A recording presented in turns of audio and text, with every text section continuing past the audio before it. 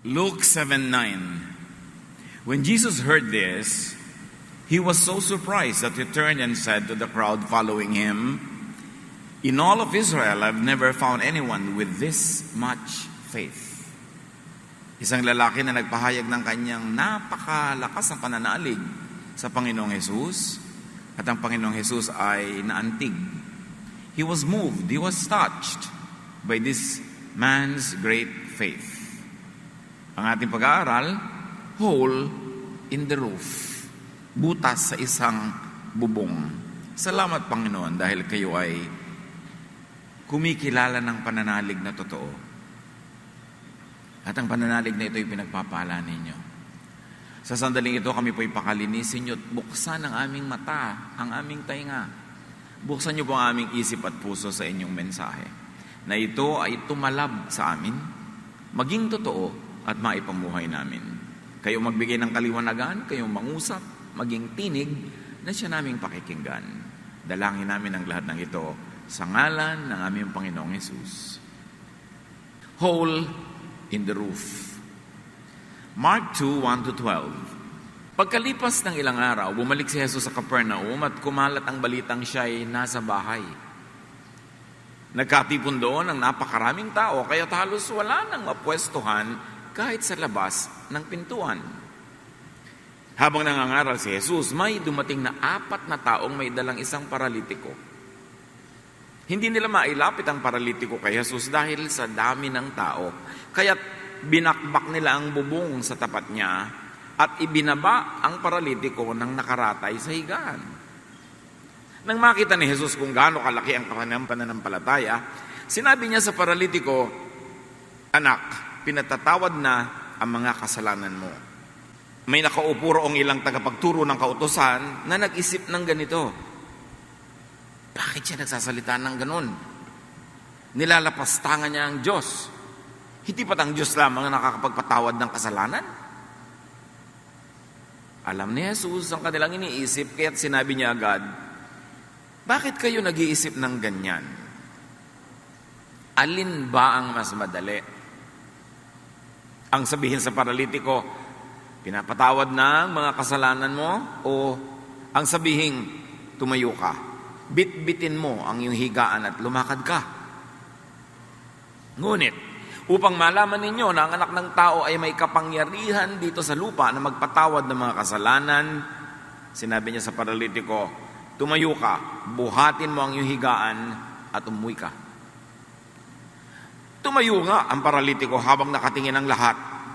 Kaagad niyang binuhat ang kanyang higaan at umalis. Kaya ang lahat ng naroon ay namangha. Sila ay nagpuri sa Diyos at sinabi nila, "Kailan may hindi pa kami nakakita ng ganito." At pagpalain tayo ng Panginoon ngayon sa paghimay ng kahulugan ng mga naganap na ito at kung paano ito may kinalaman sa ating buhay ngayon. So isa-isahin nating balikan. Mark 2:1-3. Jesus went back to Capernaum, and after a few days later, people heard that he was at home. Then so many of them came to the house that there wasn't even standing room left in front of the door. Jesus was still teaching when 4 people came up carrying a crippled man on a mat. So nagtuturo ang Panginoon at kung ano man ang topic niya ay hindi binanggit, but like, and as if it was on cue, Exhibit A, an illustration comes. Tamang-tama ang timing. Kung ano man ang kanyang itinuturo, dumating ang 4 na lalaki na may buhat-buhat sa bawat 4 na sulok ng magaan at nahigaan na ito ng isang pasyenteng paralitiko. Wala nang lugar, wala nang man lang nitindigan sa labas ng bahay, sa harap ng pinto, punong-puno ng tao. Paano pa makakasiksik ang isang paralitikong nakahiga ay may dala-dala pang higaan? So, dramatic. Napaka-dramatic ng pagpapakita sa kwento. Mark 2:4, "But because of the crowd, they could not get him to Jesus." Immediately, may lesson sa ating buhay sa paglapit sa Diyos, sa paghanap ng lunas, sa ating paghahanap ng mga katuparan ng ating mga hinahangad, there is always a hindrance. Laging may hadlang. Huwag kayong magtaka pag may hadlang. Bakit po may hadlang sa gusto kong mangyaring pangarap ko sa buhay? Bakit may hadlang sa aking kabanalan? Bakit may hadlang sa ministry? Laging may hadlang. Ganun talaga ang takbo ng buhay. Mark 2, so they made a hole in the roof above him and let the man down in front of everyone. Dahil hindi sila makapasok, inakyat nila ang bubong. At ang mga bubong sa bahay sa Middle East, hindi katulad ng mga bubong natin. Ang bubong nila, yung ibabaw, flat. Parang azotea. At ang bubong nila ay hindi naman semento. Ito yung mga pinatigas na putik. Pinaghahalo-halong putik, mga kahoy-kahoy, bato-batong maliliit. At ito'y pwedeng bakbakin. Kung talagang babakbakin mo, palibasa hindi naman palaulan sa lugar na yan. Kaya pwede sa kanila ang ganong bubong. At yun ang ginagawan ko minsan ng kaprasong dagdag na bubong pa, konting dingding, at yun ang tinatawag na upper room. Usually, a place of honor para sa bisita na ilagay sa upper room kasi sa taas ng bubong, mas mahangin, mas presko, mas may gandang tanawin. At yung bubong na yun ay pwedeng lakaran. In fact, pag dikit-dikit ang mga bahay, pwede kang tumakbo from house to house, jumping from roof to roof. At yun ang binakbak na bubong. Ano't biglang lumiwanag ang loob ng bahay dahil unti-unting nabakbak ang bubong. At mula sa binutas na bubong ay pinadausdos pababa ang higaan ng paralitikong ito. It's very cinematic. Napaka-dramatic. Pero ano ang lesson nito sa buhay natin? Di ba there's always a hindrance? There's always a way, even a hole in the roof. Bawat problema may katapat na solusyon. Pag walang solusyon, hindi yun problema. Naku, pastor, yung pong problema ko walang solusyon. Hindi problema yan. So huwag mong problemahin. Kasi kung walang solusyon, hindi problema. Ang definition ng problema, may solusyon na katapat. Kailangan mo lang maitapat. Kailangan mong mahanap. At kailangan paguran mo na ito ay isa katuparan. So may butas ngayon yung bubong, doon dumaan. Hindi ka pala makadaan sa pinto, di humanap ka ng ibang daan. Sa buhay natin mga kapatid, dapat para kayong tubig. Laging nakakahanap ng dadaanan. Laging nakakahanap ng susuotin para matuloy ang agos ng buhay. Mark 2:5, habang bumababa itong manual elevator na ito, napatingin ang lahat siyempre.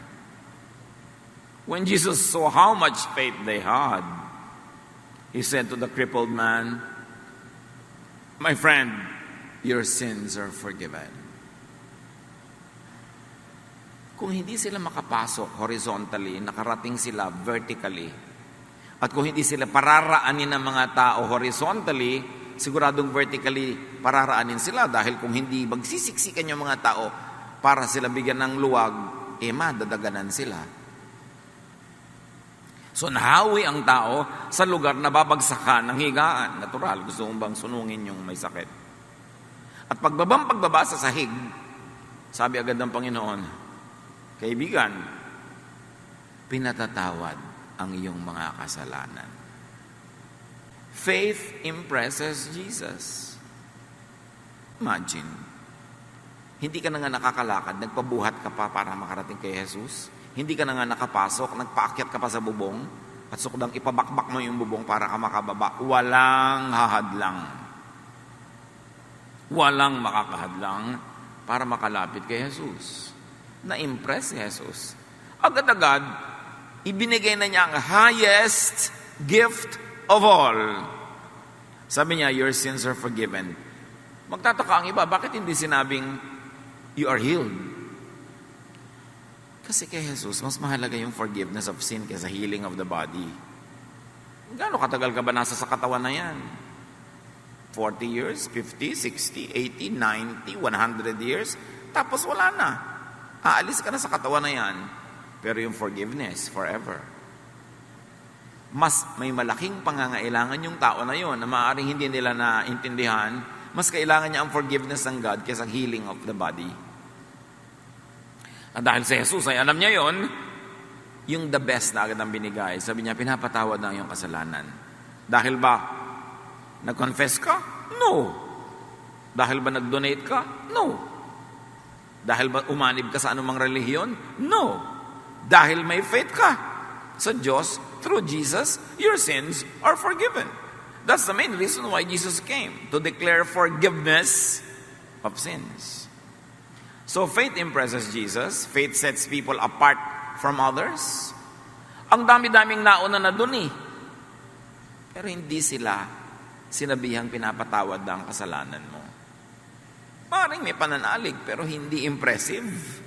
O maaaring wala namang pananalig, nag-uusyoso lang. Kasi kanina pa sila nandun, ba't di sila pinapagaling? Sigurado naman, lahat yun may sakit, iba-iba lang. Pero ito, kahanga-hanga ang pananalig na naging bukod tangi siya, nag-stand out siya sa crowd na nauna pang dumating doon. Faith gets sins forgiven. Yun ang number one message ng pagdating ng Panginoong Jesus. Na ang pananalig sa Ama sa pamamagitan ng anak ay nagdudulot ng kapatawaran ng mga kasalanan. In fact, faith voids sins. Ang daming kasalanan, tambak ang kasalanan sa mundo, pero ang namanalig kay Jesus, at dahil sa pananalig na yon, nababalewala ang kasalanan. Ang nananaigay pananalig, hindi yung kasalanan. Kaya nakakapagtaka ang mga ibang tinatawag nila ang sarili nilang Kristiyano na kay Jesus na, alam na nila ang kapatawaran, tinanggap na nila, pero araw-araw ang topic pa rin nila, sin. Araw-araw ang inuusig pa rin nila sa kapwa, sin. Araw-araw nagpaparusahan sila sa isa't isa because of sin, when sin was already voided. Mga utak na nasa grasya na ng Panginoon, pero nakatali pa dun sa nakaraang sistema na puro kasalanan at kaparusahan. Kaya maraming mga Kristiyano ang lagi pa rin ginagawa, parusahan ng sarili at kapwa dahil sa kasalanan na binaliwala at kinansel na at pinatawad na sa pamamagitan ni Jesus. Ephesians 2:8, sapagkat dahil sa kagandahang loob ng Diyos, kayo ay naligtas sa pamamagitan ng pananampalataya at ito'y kaloob ng Diyos at hindi mula sa inyong sarili. Kaloob. Hindi na-achieve. You never earn it. You never deserve it. It's a free gift of God. At yun ang dapat nag-ahari sa puso, isip, buhay ng isang mananampalataya. Kapayapaan, sa kabila ng mga pag-uusig niya sa sarili at ng kapwa sa kanya, yung nanalig kang pinatawad na yan dahil kay Jesus. Mark 2:6-7, sa pagpapatuloy ng kwento, some of the teachers of the law of Moses were sitting there. They started wondering, why would he say such a thing? He must think he is God. Only God can forgive sins. And that was the point. So the teachers of the law of Moses, the legalistic, the conservative, the people who always have issues, miss the logic because of spiritual blindness, because of wrong focus, because of fault finding. Nandun yung mga teachers of the law of Moses, hindi para mabless, kundi para maghanap ng butas laban kay Jesus, kundi para hanapan siya ng maipipintas nila at maisasakdal nila. That was the entire logic that Jesus was trying to say, that God the Father in heaven gave him the power to forgive sins. So ano yung logic? According to the Pharisees, only God forgives sins. Check. But Jesus forgives sins. Check.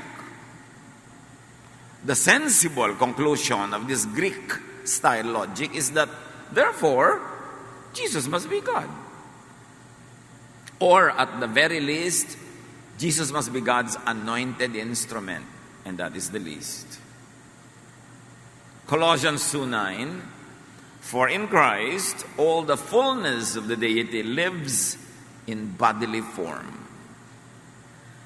Kay Jesus na buhay ang kabuuan ng Diyos sa langit, nagkasya kay Jesus at sa pamamagitan niya ay nabuhay, nagsalita, nagpahayag, at ang kabuuan niya ay makikita, makikilala kay Jesus. Kaya sabi ng Panginoon sa John 10:30, I and the Father are one. Pag ginawa ko, ipinapagawa yun ng Ama. Therefore, ang magbibigay ng kapangyarihan ay ang Ama. Pag sinabi ko, yun ang ipinapasabi ng Ama. That's why in the fullness of time, God sent His Son. Maraming kamalian na religious beliefs, maraming wrong practices, maraming abuses, maraming na-oppress ng religion. God sent His Son to correct religious errors, to correct even the teachings of the laws of Moses and the applications which had become very, very cruel. So sabi nila, Diyos lang nakapagpatawad. Diyos ba siya? At hanggang ngayon, maraming ibang issue, yan. Maraming ibang tao, yan ang issue laban nila kay Jesus. Diyos ba siya? Tao lang yan. But even those who doubt the divinity of Jesus before and at birth, even those who doubt the divinity of Jesus in His lifetime, they must never forget and should not ignore at least the divinization of Jesus during the crucifixion, after His death, and especially after the resurrection. Kung may pagdududa ang iba sa kabanalan, sa pagiging Diyos ni Kristo, ni Jesus, at kung minsan ay may mga verses pa silang pang support dyan, hindi nila pwedeng ikahila ang itinuturo ng Bible. At the very, very least, kung pagdududahan man ng iba na si Jesus ay Diyos na sa simula, Diyos siya nung habang siya'y nabubuhay, siya'y ginawang Kristo, ginawang Messiah, ginawang the Anointed One, nung siya'y namatay sa krus at nabuhay na muli. Acts 2:36, everyone in Israel should then know for certain that God has made Jesus both Lord and Christ, even though you put Him to death on a cross. So kung hindi ka man mananalig na sa simula pa lang ay siya na ang anak ng Diyos, siya na ang tagapagligtas, siya na ang Kristo, at the very least, you must believe that because of His perfect sacrifice, because of His perfect life, and perfect obedience to the Father, because of His perfect and loyal representation of God to the people, God made Him Christ. Does it matter if it was 30 years before or after? Kaya meron siyang karapatang magpatawad ng kasalanan. Kaya merong kapatawaran ng kasalanan sa pamamagitan lamang ni Jesus. Kasi wala namang ibang namatay para sa kasalanan ng sangkatauhan, kundi siya. At wala namang namatay na perfect yung sacrifice to the point na ang value ng kanyang sacrifice ay higit sa value ng lahat ng buhay ng tao at lahat ng kasalanan ng tao. Ang kabanalan ni Jesus ay higit ang halaga kung itutumbas sa lahat ng kasalanan ng tao noon, ngayon at magpakailanman. Kaya perfect ang sacrifice niya. And God was so pleased with the perfect life and sacrifice of Jesus that God raised Him from the dead and made Him Christ. If He was not yet Christ at the beginning, He was nevertheless made Christ during the crucifixion and after the resurrection. So meron siyang karapatan kung yun ang tanong. Mark 2:8, right away Jesus knew what they were thinking and He said, why are you thinking such things? Ba't hindi kayo nagsasaya na nagpapatawad ako ng kasalanan? Ba't hindi kayo natutuwa na ang mga tao'y mapapatawad? Ba't ang iniisip nyo ay, hanapan ako ng pintas at ipilit na wala akong ganung kapangyarihan at wala akong ganung karapatan? Why are you not thinking of the crippled man's suffering? Why are you not thinking of the crippled man's salvation and redemption and well-being when I declare forgiveness? Bakit yan ang iniisip at pinapansin nyo? at hindi yung mga tamang bagay. Sa palagay nyo ba, mahirap o madali magpatawad? Pero para malaman nyo, sabi ganon, na pwede at kaya kong magpatawad, may gagawin ako ibang bagay. Mark 2:9. Is it easier for me to tell this crippled man that his sins are forgiven, or tell him to get up and pick up his mat and go on home? In other words, Jesus was saying, what is easier? To say words of forgiveness, which I have said, which needs no proof of efficacy? Alin ba mas madali? Sabihin kong pinapatawad ka na hindi ko na kailangan patunayan na tumalab dahil paano mo papatunayan tumalab? O sabihin kong at magsalita ako ng words of healing which need instant proof of being effective. So pumili kayo, sabi ni Jesus. Sasabihin kong pinapatawad kita, which is more important, kaya lang, hindi nyo mapapatunayan kasi wala namang magiging physical proof na pinatawad siya. O sabihin ko na lang kayang bumangon ka, bitbitin mo yung higaan mo, tumuwi ka na. Sa palagay nyo, alin ang mas mahirap gawin sa dalawa? Ang totoo, mas mahirap yung magpatawad kaysa magpagaling. Pero dahil baluktot ang isip ng tao, iniisip nilang mas mahirap magpagaling kaysa magpatawad. Proof muna. To see is to believe. So sabi ni Jesus, bueno. Mark 2:10-11, I will show you that the Son of Man has the right to forgive sins here on earth. So Jesus said to the man, get up, pick up your mat, and go home. Yun, kailangan ng instant patunay na totoo ngang may nangyari. Kaya mas madaling patunay yun. Although hindi naman yun ang mas great na bagay na mangyari sa buhay ng tao.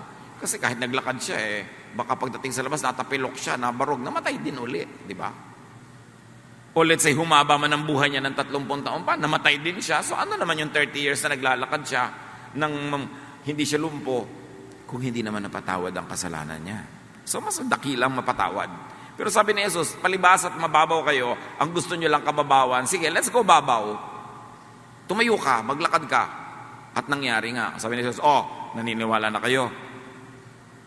Ang pinaniniwalaan nyo, yung nakikita lang ng mata, yung panandalian, yung may instant gratification.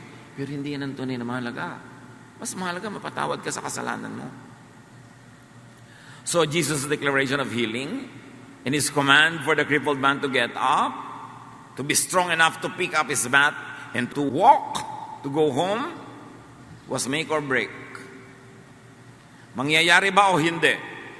Sinabi ni Jesus, bilhin nyo, nakaharap ang lahat. Nakataya ang lahat. Tumayo ka. Bit-bitin mo yung higaan mo para hindi na kailangan bit-bitin yung 4 na yan at umuwi ka na. And that would prove or disprove him. But beyond him, what would happen would prove or disprove the teachers of the law of Moses. Hindi lang si Jesus at ang kanyang turo ang nakataya, yun ding turo ng mga teachers of the law of Moses nakataya. It was really a showdown. Isa talagang tunggalian na malinaw kung sino ang wagi at sino ang hindi. Jesus versus the teachers of the law of Moses, or to be more personal, it was Jesus or Moses. Yun ang pagpipilian. Yung sinasabi ng mga alagad ni Moses na hindi yan mangyayari, walang kwenta yan, fake ka. O mangyayari ba at mapapatunayang si Jesus ang tunay at ang teachers of the law of Moses ang fake. Fake meaning hindi nakakapagbigay ng pagpapatawad, hindi nakakapagbigay ng pagpapagaling, hindi nakakapagbigay ng ginhawa at kapahingahan. Sino ba sa kanilang dalawa ang mayroon nun? To be more theological, this was a showdown between grace or the law. Pagpapatawad ba o parusa? Alam niyo kung bakit? Sa tingin ng mga Israelita nung araw, pag may sakit ka, makasalanan ka kasi, parusa yan. So eto ang tao, nakaratay, sa tingin ng mga teachers of the law of Moses, you deserve it. May kasalanan ka, dapat ka magdusa. Kaya hindi sila maawain So anong mananaig? Si Jesus o si Moses? Katuruan ni Jesus o katuruan ng mga alagad ni Moses? Which is really, anong mananaig? Ang walang hanggang pag-ibig ng Diyos o ang hinihingi ng batas ng Israel na kaparusahan sa mga kasalanan, therefore magdusa kang mamatay dyan na paralitiko pa rin. It was a contest, it was a battle, a showdown between forgiveness, which brings healing, or guilt, which brings suffering.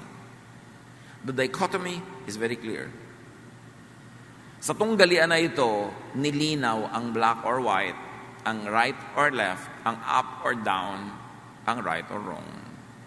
Nakataya ang katuruan ni Moses na pinapairal ng kanyang mga alagad o ang bili ng Ama sa Langit kay Jesus na ituwid yon sa pamamagitan ng pangangaral ng pag-ibig at pagpapatawad.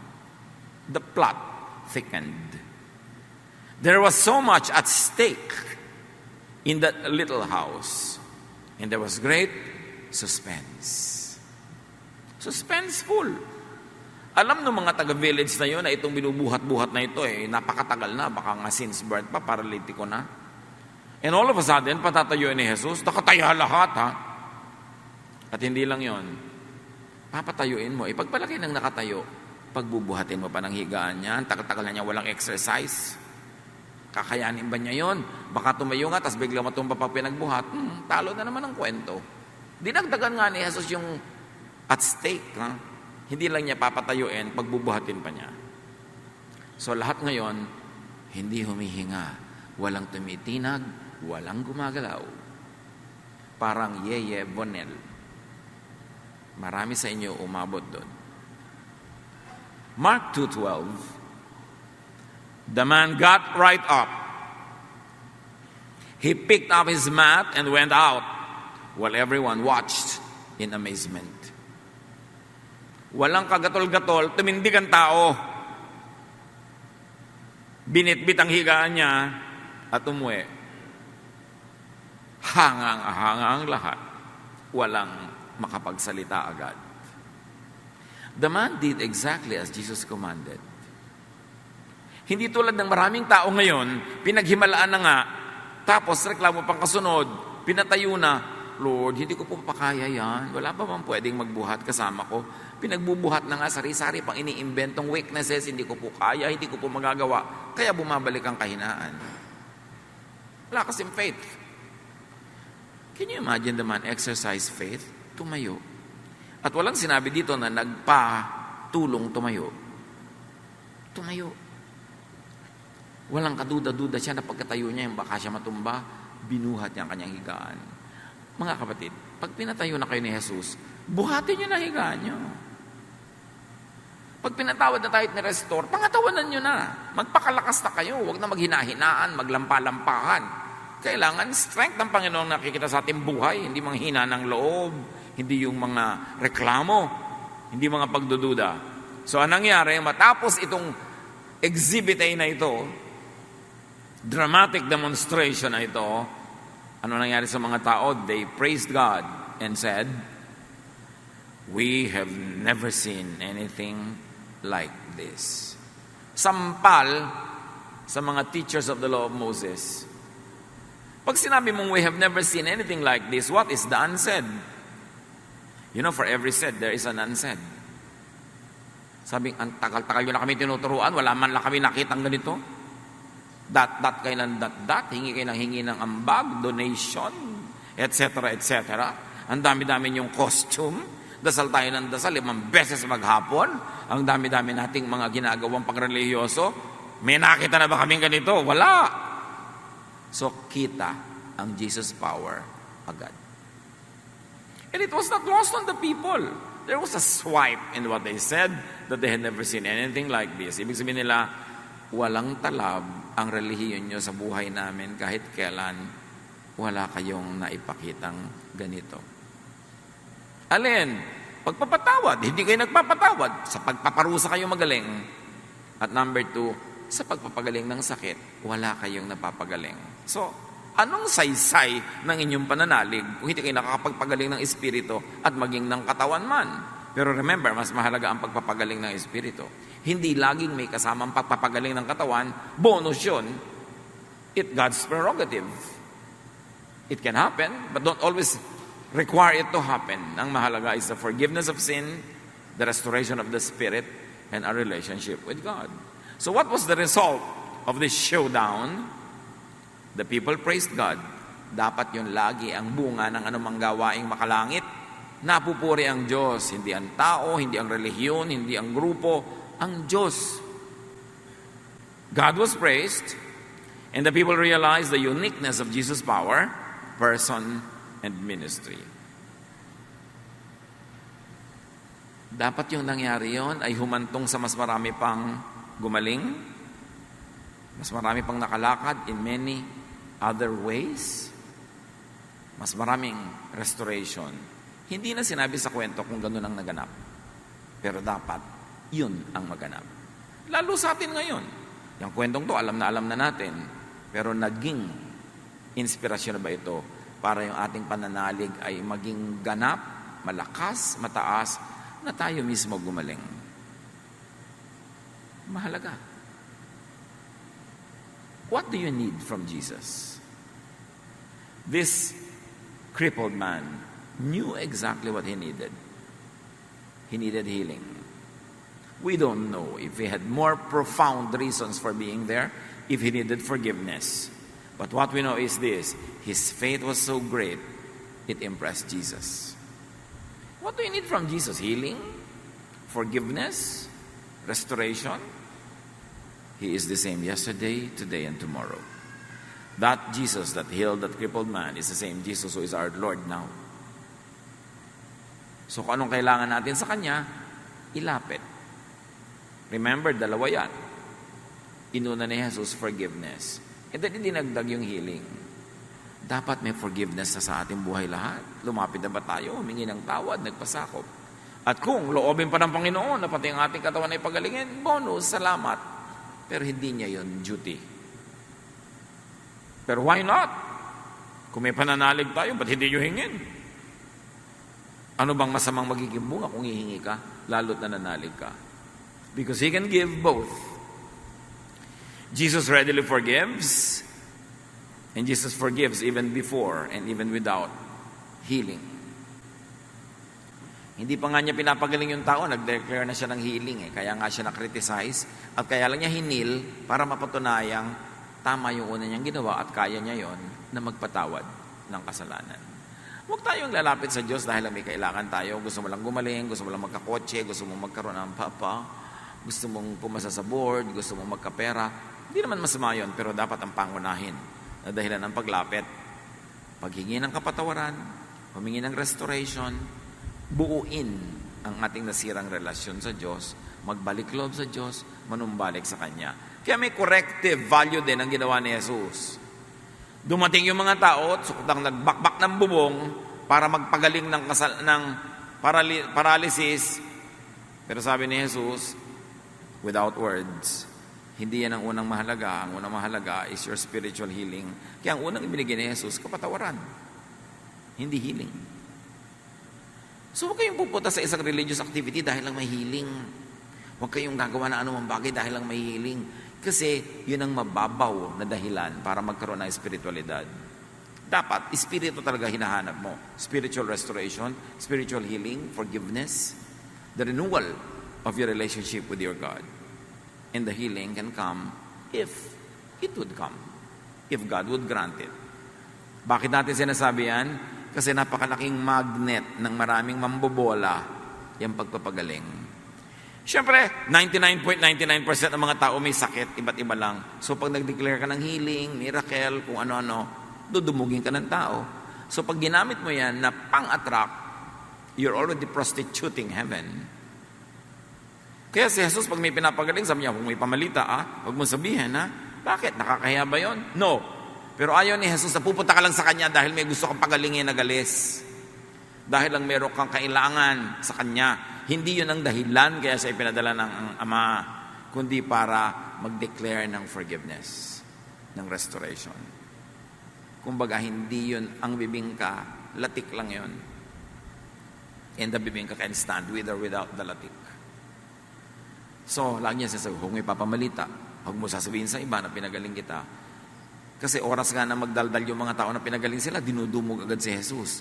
Ang gusto lang naman ng mga tao, either mapakain sila ng tinapay o mapagaling ang kanilang mga sakit na after 50 years nga, irrelevant na rin. If something is not important 5,000 years from now, it is not really very important. Ang mahalaga, yung spirito. Yung relasyon mo sa Diyos. Nalalampas kahit na ang ating espiritu ay humiwalay na sa ating katawan sa oras ng kamatayan. While you need Jesus and forgiveness and healing, it's not enough. You will also need great faith. Because it is faith that procures the miracle.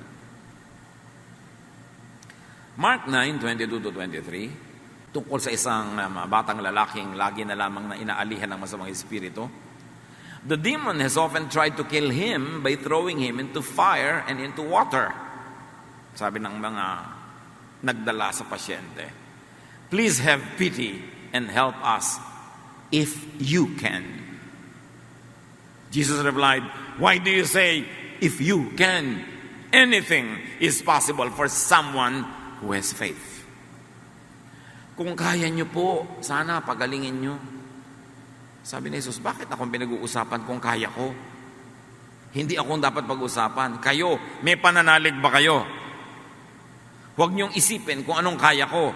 Ang itanong nyo sa sarili nyo, may pananalig ba kayo? Kasi kung may pananalig kayo, mangyayari ang inyong hinihingi. Ngayon, kung may kapangyarihan ako, akong gagawin yung topic, kaya ko ba? Of course, kaya ko. Pero kung wala kayong pananalig, wala rin mangyayari sa inyo. Ang mahalaga, itanong mo sa sarili mo, may pananalig ka ba? Huwag mong iasa kay Jesus ang iyong paggaling kasi given na may kapangyarihan siya. May pananalig ka ba? Yun ang tanong. And you not only need faith, may faith naman yung pasyente, di ba? You will also need people to carry you. Lumpo, paano siya nakarating kay Jesus? May nagbuhat. Kayo ba? Huwag naman mangyari kung malumpo, may magbubuhat sa inyo. At kung meron, makakaapat ba kayo? Baka 3 lang, nakatiwari kayo habang kayo binubuhat. Kung 2 lang, kakalad ka rin kayo. Dapat 4 man lang. Tayo ba'y nakikisama? Yung mga malalakas dyan, hindi tayo lagi malakas. Yung mga bata pa dyan, hindi ka laging bata. Darating ang panahong nabubuhay ka lang sa awa ng mga ibang bata dahil super tanda ka na. Yung mga may pera, hindi ka laging may pera. Baka dumating ang panahong mabubuhay ka lang sa limos ng kapwa. So, meron bang magbubuhat sa inyo? Sa buhay natin, tayo ba'y nagtatanim? Di ba ang sabi sa Bible, ang itinatanim, inaani? Gusto mong umani ng tagapagbuhat? E di magbuhat ka ngayon ng iba. Para kung ikaw naman ang kailangan buhatin, may magbubuhat sa'yo, bahala na Diyos mag-assign. Huwag mo nang problemahin yan. Kung ikaw ay magkakasakit, may dadalaw sa'yo. May dinadalaw ka ba naman ngayon? Pag nangailangan ba tayo, may tutulong, may tinutulungan ba naman tayo ngayon? Sabi ng Panginoon, you should not be deceived. A man will harvest what he plants. Or a woman will harvest what she plants. Ano itinatanim nyo ngayon sa pakikisama sa kapwa? Hindi pwedeng ipagyabangin na may pera ka, malakas ka, kasi pwedeng maiba yun sa isang ihip ng hangin. Ecclesiastes 4:9-12. You are better off to have a friend than to be all alone. Because then you will get more enjoyment out of what you earn. If you fall, your friend can help you up. But if you fall without having a friend nearby, you are really in trouble. If you sleep alone, you won't have anyone to keep you warm on a cold night. Someone might be able to beat up one of you, but not both of you. As the saying goes, a rope made from 3 strands of cord is hard to break. Sabi niya, mas mabuti nang may kaibigan ka. At ang kaibigan na yan, pwedeng kamag-anak, pwedeng hindi kamag-anak, pero nag-iibigan kayo, kayo'y magkaibigan, nagtutulungan kayo, meron ka ba nun? Sabi ko, alam mo, masarap yung may kasama. Kung mag-enjoy ka, mas enjoy ka kung may kasama ka. So may pera ka, gusto mo magbiyahe, maglibre ka para may kasama ka, kaysa nag-iisa ka. Hindi ka naman kayang patawanin ng pera mo sa pitaka. At kung nahulog ka, natumba ka, hindi ka naman niya kayang alalayan. Baka agawin pa nga ng iba yun eh. Sabi nga noon, mas mag-enjoy ka sa buhay kung marunong kang makipagkapwa-tao. Kasi maraming ligaya na magmumula sa ibang tao. Pag natumba ka, merong magbabangon sa iyo, may aakay sa iyo. Pero kung wala, naku ha, sabi ganoon, may problema ka. At sa mga panahon, mga lugar na super lamig, mabuti nang may katabi kang mahiga kaysa wala at maging yelo ka dahil sa iyong pag-iisa. Kung ikaw nag-iisa, pwede kang mabugbog. Pero kung dalawa kayo, mahirap kayong bugbugin sa bahay. So mabuti nang may katulong ka. Sabi ang isang lubid, kung may 3 hibla na pinagsama-sama, mas matibay kaysa mag-isa ka lang. Ang lesson is very clear. Makisama tayo sa ating kapwa. Huwag kang makipag-away. Huwag kang mataray, masungit. Kahit pa malakas kang may pera. Kasi walang nakakatiyak. Yung tao may pananalig kay Jesus pero kung walang nagbuhat sa kanya, nakaratay pa siya hanggang ngayon. May nagbuhat. May magbubuhat ba sa inyo lalo't walang bayad? Nang dapat itapanin mo sa buhay. Pagmamahal, pag-ibig. Because the basic law of agriculture applies in all areas of life. You harvest what you plant. So make and keep friends. Plant what you need to harvest. At may isa pang lesson sa kwentong ito. There are times when you have to make a hole in the roof, when you need a hole in the roof. Kung kalaban mo yung may bahay, ipapabakbak ba niya sa'yo yun? Baka hindi ka makalapit sa kanyang bakuran. Ang lakas ng loob nila, bakbakan niyo ang bubong. Siguro may pautang siya sa may bahay. O napatira na niya ang may-ari nito sa kanyang sariling bahay. Natulungan na niya ng marami. Kaya, sige, hindi niya tayo papagalitan. Bakbakin niyo ang bubong. Meron ba kayong mga tao sa buhay niyo na gano'n na pwede niyong abalahin, hindi kayo nag-aatubili? Kasi alam niyong maganda pinagsamahan niyo. Pwede niyong bakbakin yung bubong niya. Pero kung masama ugali mo, galit sa yung may bahay, hindi ka makakalapit doon. Kaya dapat tayo mabuti sa kapwa. At kung hindi kayo pwede maging mabuti sa kapwa dahil kayo banal, maging mabuti kayo sa kapwa dahil lang kayo'y matalino. Kasi hindi nyo alam kung kailan nyo kakailanganin ang kanyang goodwill. So you will also need a hole in the roof, and you will also need a faith that climbs onto roofs, digs through roofs, and stop at nothing to achieve its goal, to receive God's blessing. Hindi sapat ang kalahating faith. Kasi ang kalahating faith, ganito, pagdating nila doon sa may bakuran, sabi, ay, ang daming tao, huwag na lang tayong tumuloy, hindi rin tayo makakalapit. May ganon. Ang umaayaw ay di nagwawagi. Sabi ng tagumpay sweepstakes noong 1960s. At ang nagwawagi ay di umaayaw. So kung lagi kang ayaw ng ayaw, if you always give up, if you're a quitter, nothing will happen in your life. O napalapit na sila, kahit matao, hindi tayo makakasiksik, maghintay na lang tayo dito sa labas. Wala rin mangyayari.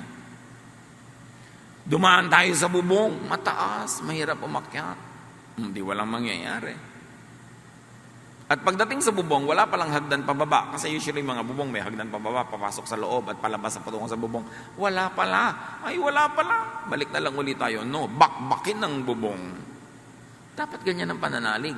Hindi kayo papayag na manalo ang hadlang. Dapat yung layunin ninyo, lalo't mabutit tama, yun ang magwagi. Dapat may trabaho. Gusto mong pumasa, mag-aral ka. Gusto mong magkapera, magsikap ka. Gusto mo magkasundo kayo ng mga tao, makipagkaibigan ka, laging may gawa. Hindi sapat yung maganda ang ninanasa mo, maganda ang yung hinihiling ang prayer, pero wala ka namang gawa. James 2:17, faith by itself, if it is not accompanied by action, is dead.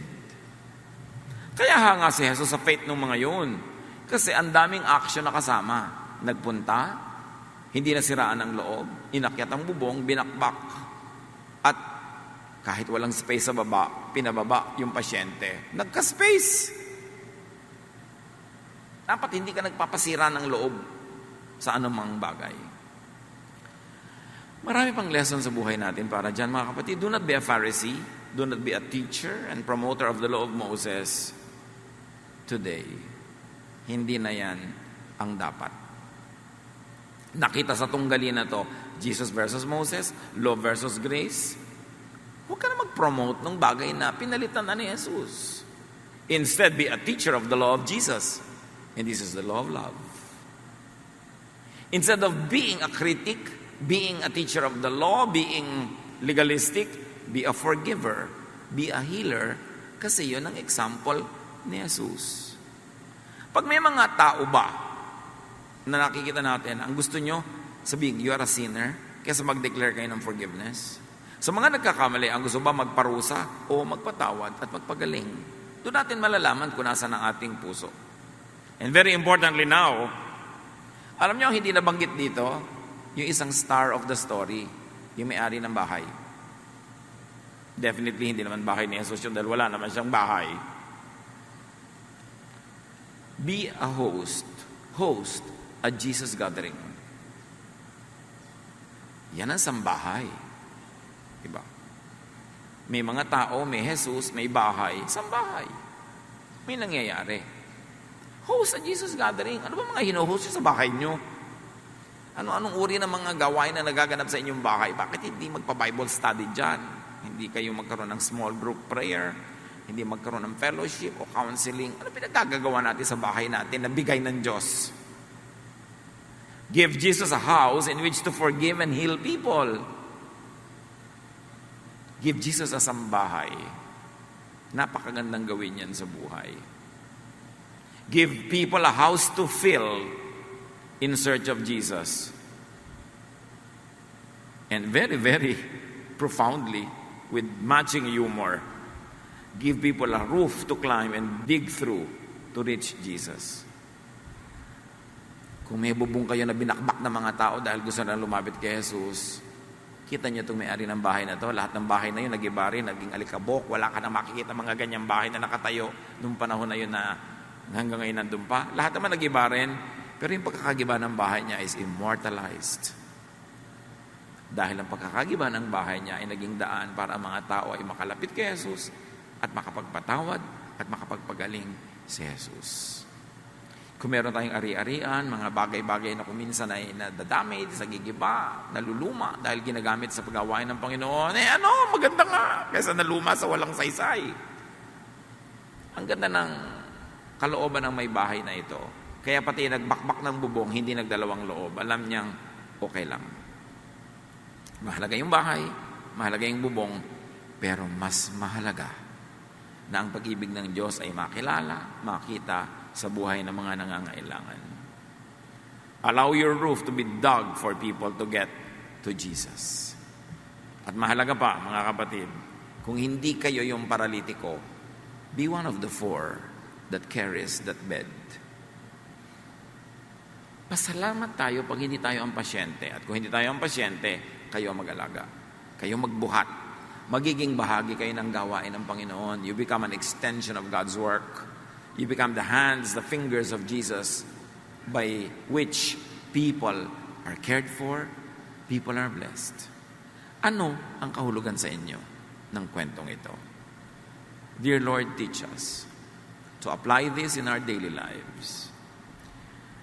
Bigyan niyo kami ng kaliwanagan para mabigyan ng kahulugan sa aming personal na buhay ang mga detalye ng kwentong ito. Makilala namin kung kami ba yung Pharisee, kami ba yung pasyente, kami ba yung tumulong, kami ba yung may bahay, o kami yung mga usyosong nandun, nagsisiksikan, ang aga-agang nandun, wala naman nangyari sa buhay nila. Teach us, Father. Pagbulay-bulayan natin ang kwento, at hanapan ng aral in silence, in the presence of the Spirit of God.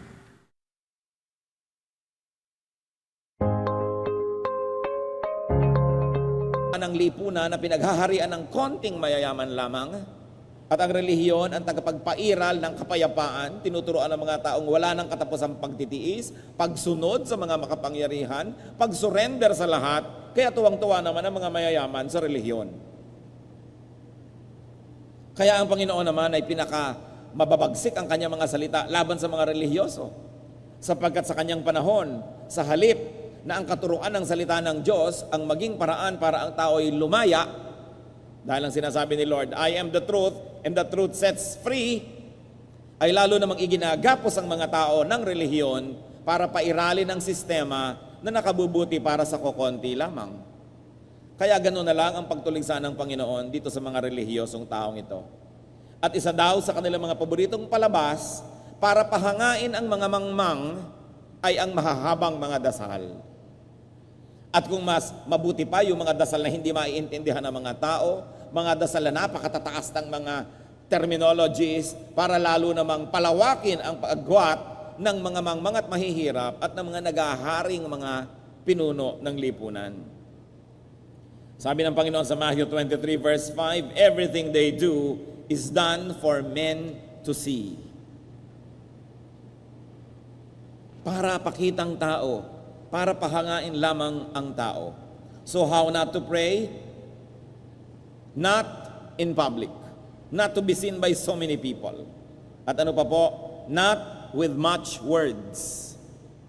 Dapat hindi napakarami mga sinasabi. Matthew 6:7, and when you pray, do not keep on babbling like pagans, for they think they will be heard because of their many words. When you pray, brothers and sisters, do not inform God. Kaya kung minsan hindi masyadong nakakatuwa yung group prayer kasi ang mga tao hindi naman talaga nagpe-pray. Halimbawa, nakayuko na ang lahat. Mananalangin yung isa, Diyos ko, ang ate ko po nasa ospital, di ba alam ng Diyos yun? Ooperahan po siya bukas, di ba alam ng Diyos yun? Kailangan po niya ng dugo para sa transfusion, di ba alam ng Diyos yun? Wala po kaming pera, di ba alam ng Diyos yun? Yun pala, nagpaparinig sa mga kapwa na nanalangin, yun pala yung prayer. Bigyan kami ng pera dahil wala kaming pera. So yun ang sinasabi ni Lord na, alam na ng Diyos ang kailangan nyo, bakit anong pinagsasasabi nyo dyan? Merong Diyos ko, magbabiyahe po ako sa isang buwan, pupunta po ako sa Kuwait, hindi ba alam ng Diyos yun? Do not pray to inform God. Do not include this in your prayer. However, sabi niya, paano naman po maiintindihan ng mga kagrupo ko yung prayer? Di mag-pray ka nalang mag-isa para hindi na sila malito. Kaya nga sinabi ni Lord, go into your room and pray to your Father. Pero gusto po namin mag-group prayer at maganda rin naman po yun. Oo nga, pero bago ka manalangin, di-inform mo na sila. Ipapanalangin ko po mamaya yung operasyon ng kapatid ko bukas kasi kailangan po niya ng blood at kailangan niya ng ganon. So yun pong ipapanalangin ko mamaya pag nagsimula na tayong manalangin. So pag nag-pray ka na, Diyos ko po, bigyan niyo po kami nung kailangan ng kapatid kong dugo, turuan niyo po kami, blah blah blah. Hindi mo na ngayon gagawin na yung prayer is only to inform all the other people who are praying anyway at kunwari naman Diyos ang kausap mo. Because it is babbling like pagans. Of course, there's a more technical definition to babbling like pagans, because to babble is to use excessive words. Yung sobrang daming salita na wala namang katuturan, and especially to use words not understandable to everyone else. Meaningless sounds, meaningless words that to the ignorant will sound very, very impressive. Sasabihin tuloy ng mga hindi marunong, ay ano yung sinasabi niya? Latin ba yun? O ano ba yun? Hindi ko maintindihan. Hanggang-hanga ngayon sa'yo dahil sabi mo, I'm speaking in the tongues of angels. Aba, meron pa pala siyang ibang alam na wika na di ko alam, kahanga-hanga naman siya. So yung ganyang mga uri ng panalangin, kung gusto niyong gawin, do it privately. What's the point in praying in public when you cannot be understood by everybody else praying with you? How can they say amen to something they do not understand? Kaya nagiging kumisan pa-impress na lang yan at kumisan naman memorized na lang, hindi naman totoo. Dahil pag i-record mo, tuwing magpe-pray siya, yun na lang naman ang yun sinasabi. So, anong gustong mangyari? Sabi ni Lord, do not do that. Do not babble like pagans. They think they will be heard for their many words. So, keep your words few. Direct to the point. Hindi maarte. Meron naman tao, ang boses niya, halimbawa, ay ganito ang tono, mga kapatid, ito po talaga ang tunay kong boses. Ito ang tunay kong speaking voice. Pero, brother, mag-pray ka na. O, sige po. Panginoon, dinggin mo ang aming mga dalangin. Ano nangyari? Biglang nangongo, biglang umarte. Mga palabas. Sabi ni Lord, I'm not impressed with these things. Anong mga theatrics yan? Don't be like the pagans. Huwag niyong dagdagan ng arte at kung ano-anong di kailangan ng panalangin. Because your Father knows. The Father knows your needs. Sabi ni Lord sa Matthew 6:32, for the pagans run after all these things, and your heavenly Father knows that you need them. Ngayon, interestingly, yun pong mga naunang Kristiyano, mga first generation Christians, prayed in groups. Una, kinailangan nilang gawin yun dahil wala silang kakampi. Ang Panginoon ay nagulat sila't namatay. Ang Panginoon ay dumanas ang libong hirap at sakit. Anong gagawin siyempre ng mga Kristiyano? Magtumpok-tumpok at magsama-sama dahil sila lang itong magkakakampi. Nagkaroon sila ng comfort in the presence of one another. So naturally, they developed group prayer. They were praying together. And it is not bad to pray together, so long as it is not for public show, so long as it has no hidden agenda or purposes, and it is not misused. So conscience in this case is the measurement. How then should we pray? So you don't pray in public for show. Ngayon, merong mga public prayer na hindi for show, that may be acceptable, that may even be profitable. So, pray, do not pray to inform God, do not pray to impress people, do not pray to make a show. How to pray? Pray in private. Siyempre, kabaligtaran lang yun. Pray in secret. Pray alone whenever possible. Matthew 6:6, the Lord was teaching His disciples how to pray. Sabi niya, but when you pray, go into your room, close the door, and pray to your Father in secret. And the Father will reward you. Si Elisha po, nung meron siyang mataimtim na panalangin na kailangan gawin, 2 Kings 4:33, he went in, shut the door on the two of them, and prayed to the Lord. Napag-isa siya at nanalangin. Meron pa kayang hihigit na halimbawa kaysa sa ating Panginoong Jesus? Mark 1:35, very early in the morning, while it was still dark, Jesus got up, left the house, and went off to a solitary place where He prayed.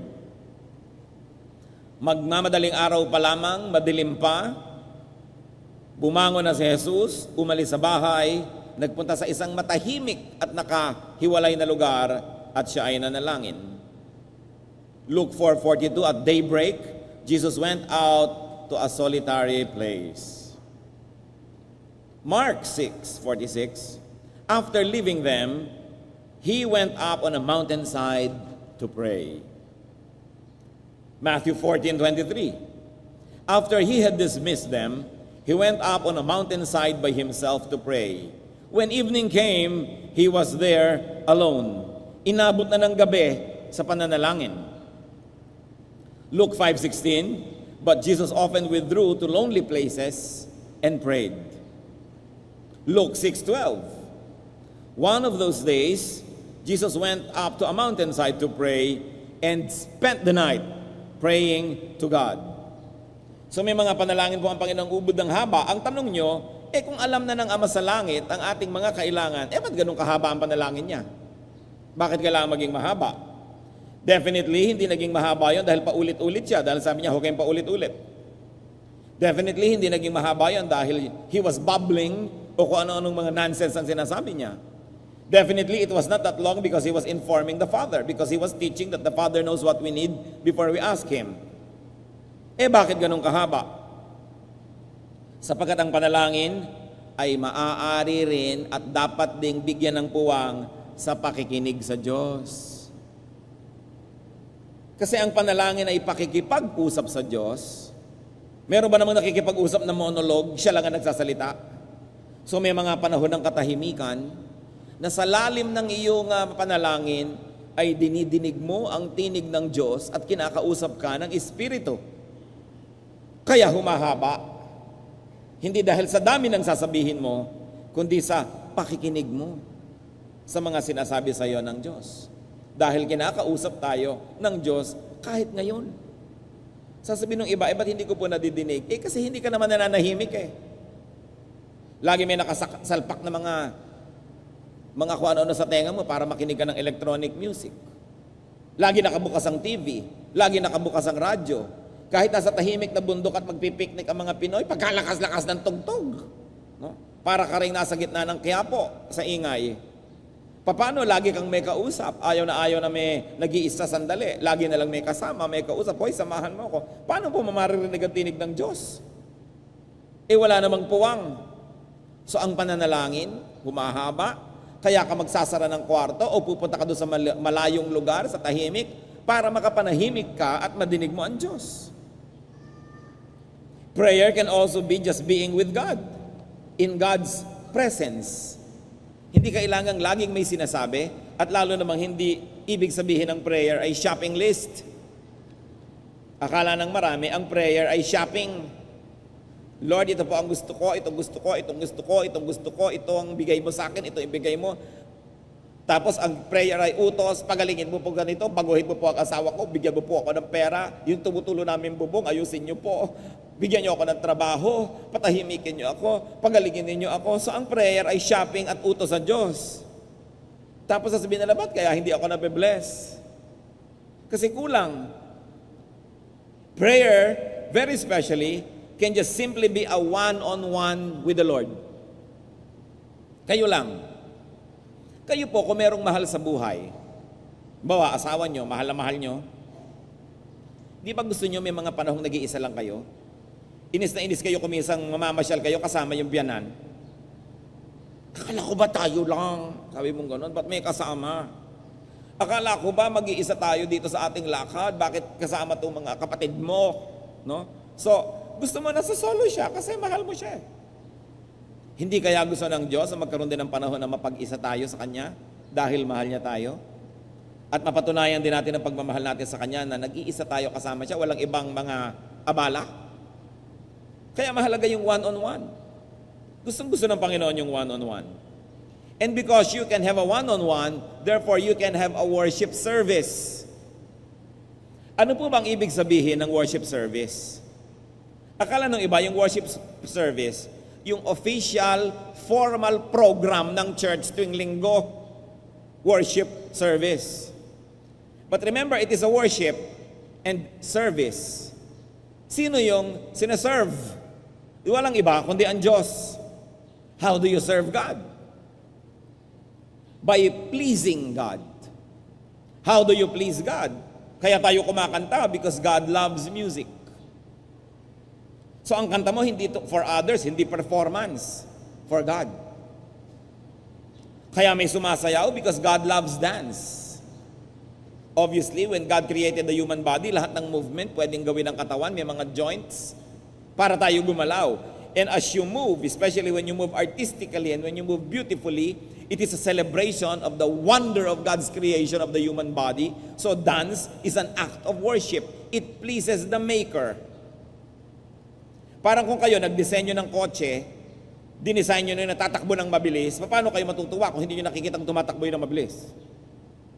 Nagdisenyo kayo halimbawa ng isang bahay na nagbibigay sa inyo ng privacy. Paano kayo matutuwa kung wala naman palang privacy doon sa dinisenyo nyong bahay? So dinisenyo niya ang katawan so that we might be mobile. Kaya paano nyo naisip na parang patay naman to dahil hindi gumagalaw?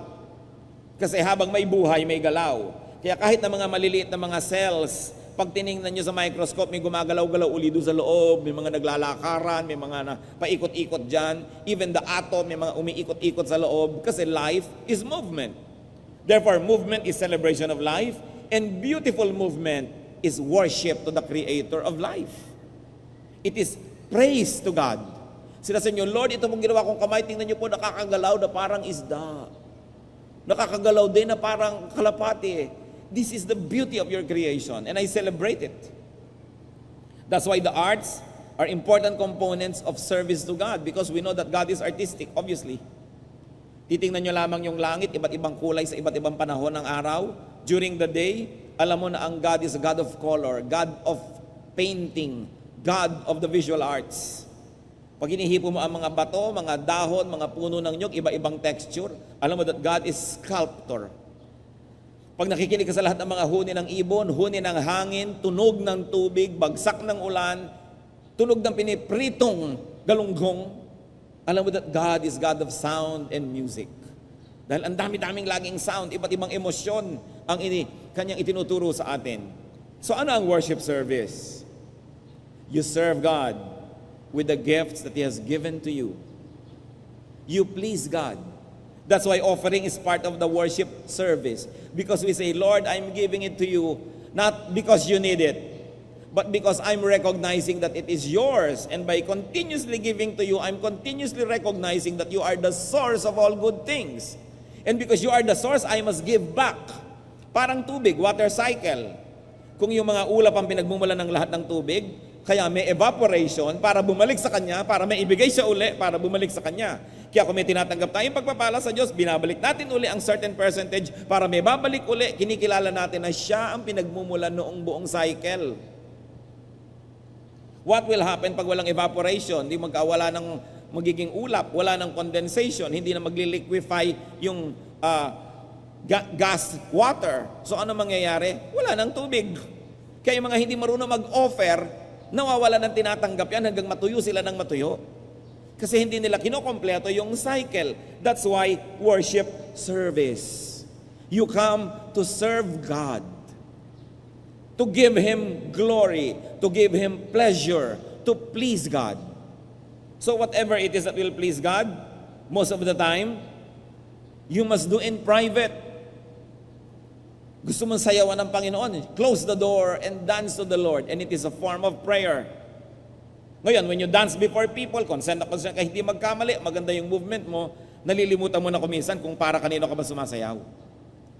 Bagamat kung nasa group naman at may tao, may nanonood, dapat naman silang hindi ma-offend sa pinagsasasayaw mo, kaya gandahan mo rin talaga dahil baka maging sagabal ka sa pag-worship nila, imbes katulong sa pag-worship nila. Kaya nagpa-practice, inaayos, ginaganda, pero not to please people, not to impress people, but always to serve God. Kaya worship service. Gusto nyong lumuhod sa Panginoon? Lumuhod kayo. Pero kung luluhod kayo sa dinadaanan ng maraming tao, di nakaabala kayo, kaya sabi, close the door, go into your room, go to a quiet place, and do your thing. Gusto mong magpatira pa sa harapan ng Panginoon? Mas may lugar para dyan in your private worship. Gusto mong ang haba-habang dasal, utang na loob, huwag pagka naglilid ka sa aming lahat.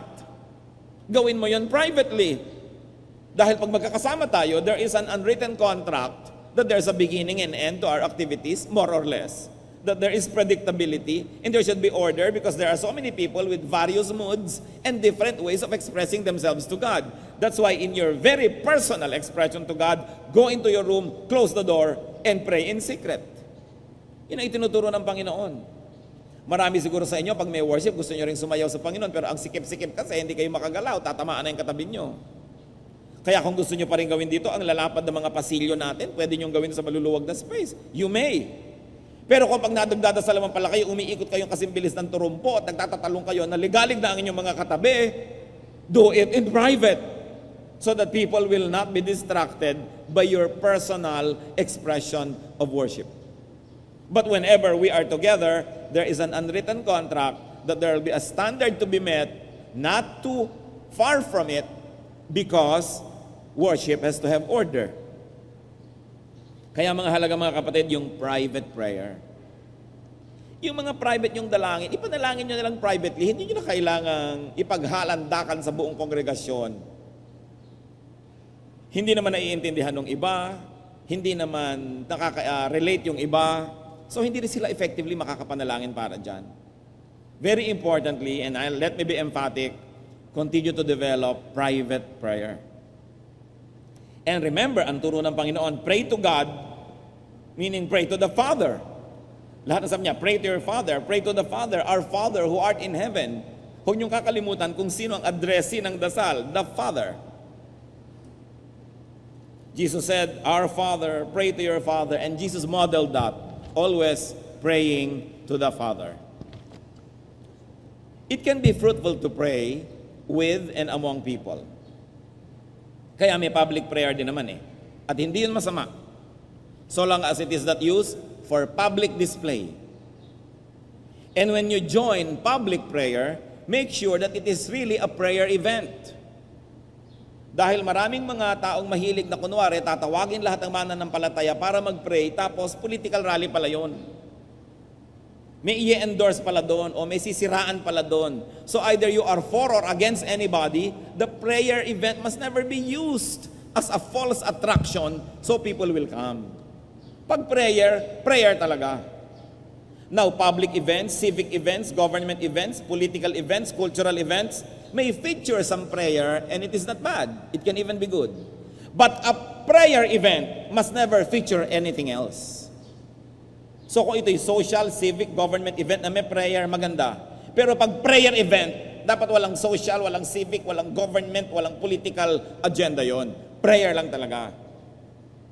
Dapat totoo ang ating advertisement. Pag sinabi natin may prayer rally, prayer talaga. Hindi gagamitin mo lang yung publiko para makuhanan ng mga dyaryo at mga news para masabing marami kang tagasunod at marami kang supporter. Dahil hindi yun ikalulugod ng Diyos. Dahil hindi naman pala siya ang dinayo, hindi siya yung star ng prayer event. Kaya napakahalaga yung katotohanan. Kaya para maiwasan ang lahat ng mga ito, while we continue to support group prayer, so long as it is not for anything else, develop and value personal prayer. Develop your personal audience with God. At mga kapatid, kailangan natin na balikan yung mga kaugalian natin. Yung pagbubulay-bulay. Napakahalaga niyan. Pagmumuni-muni. Sabi ng iba, pagninilay-nilay. Nasasabi pa ba natin ang mga salitang ito? Bago kayo maggawa ng isang pasya, nagbubulay-bulay ba muna? Nagmumuni-muni? Nagninilay-nilay? Kailangan nyo yan mapag-isa para makapag-isip-isip. Kaya alam nyo po, napakahalaga nung isang dating lagi na nasa mga bahay ng mga Pilipino, ewan ko, bihira ko na makita ngayon, yung duyan. Or its other equivalent, yung silyon, yung tomba-tomba, rocking chair. Nakikita niyo po ang ating mga ninuno, laging nakaupo dyan sa silyon, tutomba-tomba, ganyan-ganyan, kakalog-kalog sila ng konti na ganon, o sasakay-sakay sa duyan. Because that tomba-tomba and duyan can be a tool of aloneness. Because when you sit on it, nag-iisa ka, wala namang may kakambal ka pa doon sa duyan. So, yung palang, nahihiwalay ka sa tao. And your repetitious movement sa pagduduyan o pagsisilyon somehow places you in a very relaxed mood. That your mind and heart will open to spiritual things that are otherwise not seeable, not visible, not available to you when you are so busy, full of noise, and full of people around you. Kaya mahalaga yung nagduduyan-duyan. Kahit po sa ating mga folklore, napakaraming kaliwanagan na dumadating sa isang taong nasa duyan. So dapat pag-aralan and Christianize it. Gamitin sa pagninilay-nilay at pananalangin sa Panginoon. Subukan. Dahil nakikita po natin ang hina-hina ng prayer life ng maraming tao. Kasi yung iba naman, ano daw yung prayer life nila? Yung tawag nila, quiet time.